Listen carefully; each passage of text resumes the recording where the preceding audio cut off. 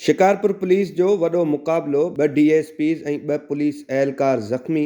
जवाबी फायरिंग में 8 ॾुआरी मारिजी विया। जॾहिं त केतिरा ई कलाक पुलिस ऐं ॾुआरनि विच में फायरिंग जी ॾे वठि जारी रही।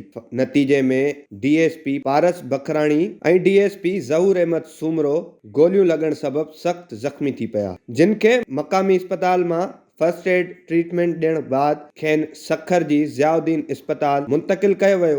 वाक़े बाद वॾे वज़ीर सिंध सैयद मुराद अली शाह जी हिदायत ते डॉक्टरनि जी हिकु ख़ासि टीम सखर पहुती आहे, जंहिंमें डॉक्टर फिज़ा जाफ़री शामिल आहे। चेयरमैन ज़िले काउंसिल सैयद कुमैल हैदर शाह तरफ़ां फराहम कयल एयर एम्बुलेंस सखर एयरपोर्ट ते पहुची चुकी आहे, जंहिं वसीले कराची मां डॉक्टर फिज़ा जाफ़री सखर पहुती आहे।